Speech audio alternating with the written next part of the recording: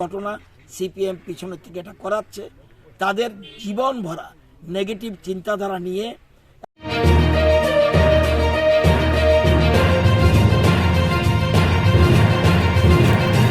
2 number Mohanpur के अंतर्गत BJP के विजयी उम्मीदवार मंत्री रतनलाल नाथ ने कुछ दिनों हुए राजनीतिक आतंक जैसे दुकानों में तोड़फोड़, घर घर धमकी देना और लोगों के बाउंड्री में लात मारने जैसी घटनाएं सुनने के बाद इलाके को देखने पहुंचे मंत्री रतनलाल नाथ।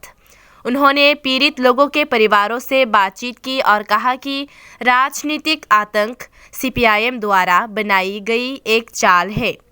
तिपरामाथा के कार्यकर्ताओं से भी वे मिले और उन्होंने सभी लोगों से इलाके में शांति बनाए रखने का आह्वान किया। अभिचरण, रायदिया और बनाया क्षेत्र में भी वे लोगों से मिलने पहुंचे। 2 नंबर मोहनपुर के सभी निवासियों को मंत्री रतनलाल नाथ ने शांति बनाए रखने का आह्वान किया। সেই মিটিংয়ে যেতে হবে, বেশ কিছু জায়গা আমি দেখে এসেছি, আরও কিছু এরকম খবর পেয়েছি, যেখানে যেখানে খবর পাবো সেখানে যাব। তবে আমি মনে করব আজ থেকে যেন একটি ঘটনা না ঘটে।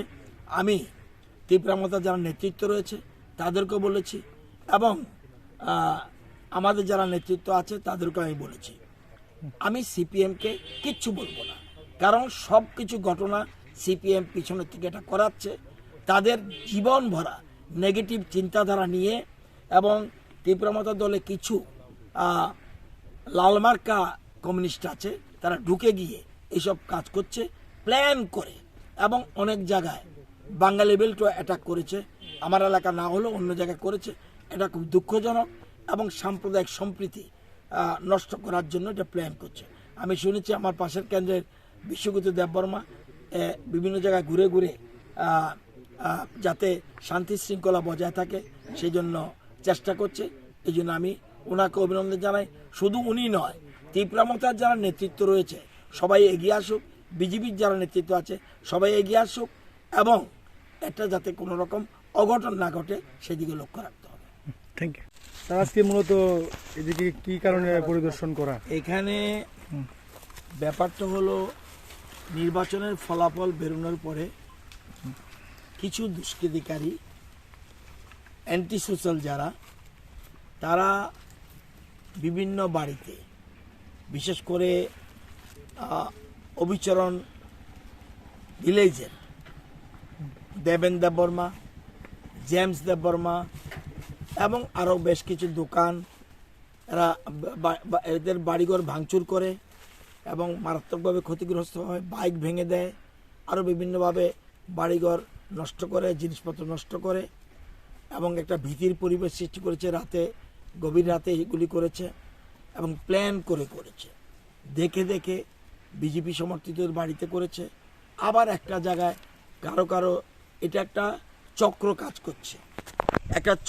করছে, ইচ্ছা করে দেখা গেল কিছু বাগানও পুড়ে দেওয়া হয়েছে।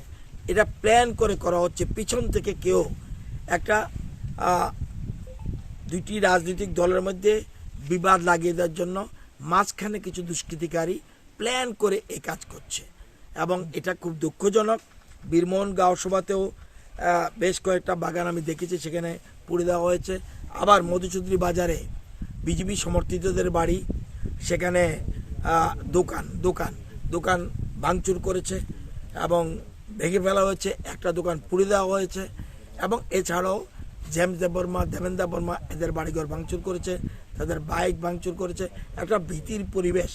আজকে যাওয়ার পরে আজকে অজোরে কাঁদছে দেবেন দেববর্মা, তার বয়স্ক পিতা, মা, স্ত্রী সবাই কাঁদছে।